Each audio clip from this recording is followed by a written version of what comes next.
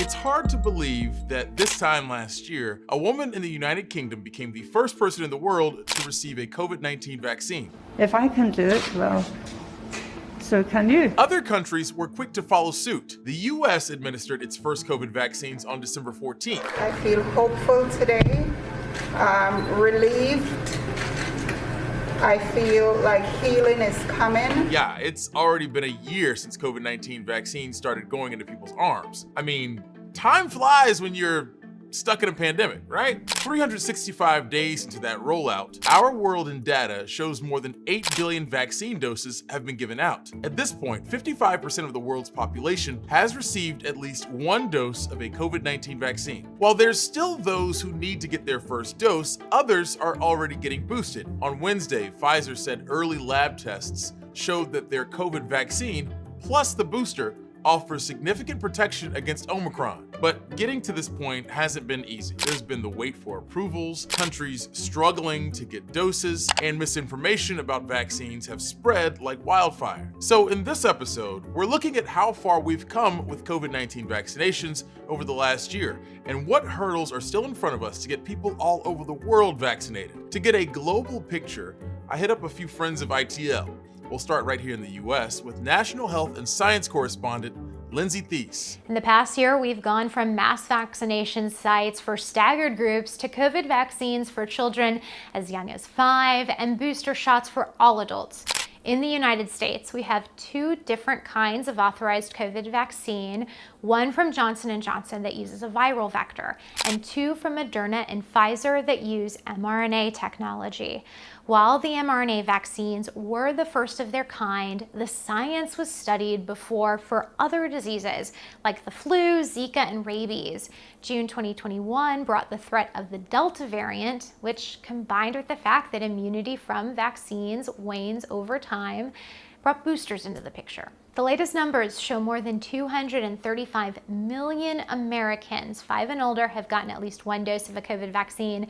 47 million Americans 18 and up have gotten a booster. I think of this as our country, our pharmaceutical industry, our policymakers, our government workers worked really, really hard at making this so-called miracle.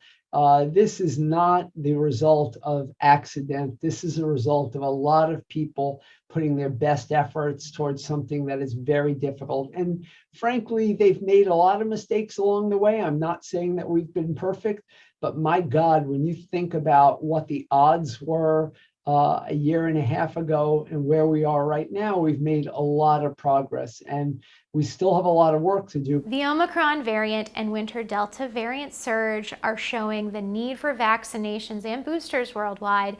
Science has shown us the more people vaccinated, the less chance the coronavirus has to mutate, and it's those mutations that lead to variants of concern. I'm Lindsay Thies in San Francisco. Back to you. All right, many thanks, Lindsay, for leading us off. Now let's skip abroad and check in with Trent Murray in Berlin, Germany. Well, this anniversary will concentrate many minds and also be a real point of reflection for many people here in Europe, as a resurgence of the virus continues to show little sign of slowing down here.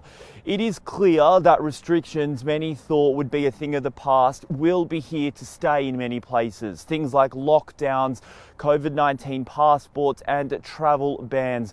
Lawmakers are pleading with Europeans to have patience as vaccines continue to be rolled out and scientists work on researching ways to fight this virus. They also say that cooperation and cohesion is key, not just within Europe itself, but also internationally, pointing to many examples of how Europe and America have worked together to fight this pandemic.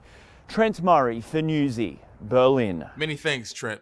Let's head south and catch up with Mark Rafton, who has more from Cape Town, South Africa. The Omicron variant is driving a 4th wave of COVID-19 infections.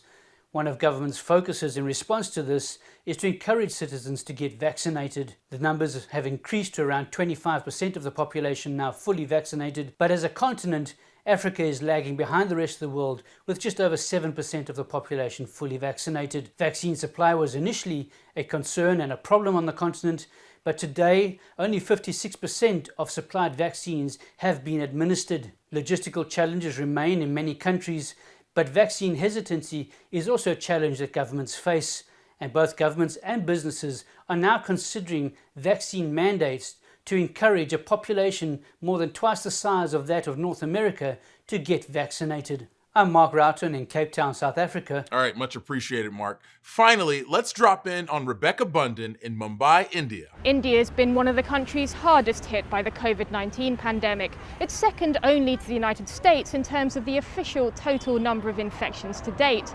A deadly second wave of infections earlier this year brought the country's healthcare system to its knees. And despite India being the world's largest manufacturer of vaccines, it's still nowhere near hitting its original target of vaccinating the entire adult population by the end of this year. So far, about half of all adults have been fully inoculated against the virus.